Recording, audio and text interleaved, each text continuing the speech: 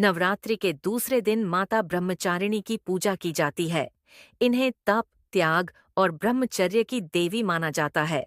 कथा। माता शैलपुत्री ने पिछले जन्म में सती के रूप में जन्म लिया था और भगवान शिव को पति रूप में प्राप्त किया।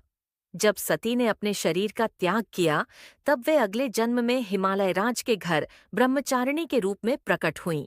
बाल्यकाल से ही माता का स्वभाव अत्यंत शांत और तपस्विनी था।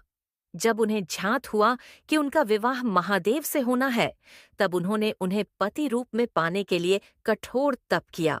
उन्होंने हजारों वर्षों तक केवल फल फूल खाकर तपस्या की।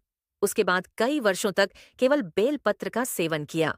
फिर कई सहस्राब्दियों तक निराहार रहकर केवल योग ध्यान में लीन रहीं।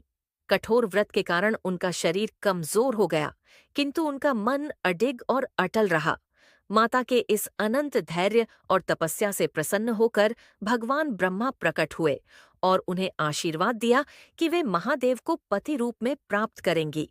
अंततः उनकी तपस्या से प्रसन्न होकर स्वयं भगवान शिव ने उन्हें स्वीकार किया और उनका विवाह हुआ। महत्व। माता ब्रह्मचारिणी तप, साधना, संयम और धैर्य की प्रतीक है।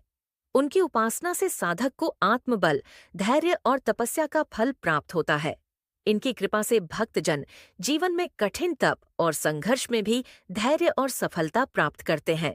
माता ब्रह्मचारिणी की पूजा विधि और मंत्र पूजा विधि।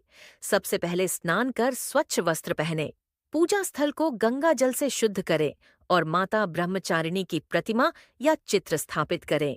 देवी को सफेद या पीले पुष्प, अक्षत, धूप, दीप, चंदन और रोली अर्पित करें।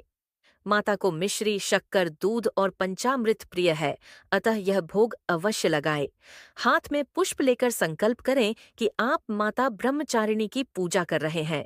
अब नीचे दिया गया मंत्र और स्तुति का जाप करें। माता ब्रह्मचारिणी का मंत्र। एयुम देवी ब्रह्मचारिण्यै नमः। ध्यान मंत्र ध्यान करते समय। दधाना कर पद्माभ्यां अक्ष्मालाकमण्डलु देवी प्रसीदतु मयि ब्रह्मचारिण्यनुत्तमा। स्तुति। तपश्चर्या निरता त्वं ब्रह्मचारिणी मातरे चंद्रार्कवह निलोचना चंद्रार्क सदृश प्रभा। आरती। पूजन के अंत में माता ब्रह्मचारिणी की आरती करें, दीपक जलाएं और परिवार सहित उनका जयकारा लगाएं। माता ब्रह्मचारिणी की पूजा करने से मन में धैर्य, संयम, आत्मबल और कठिन तपस्या का फल मिलता है।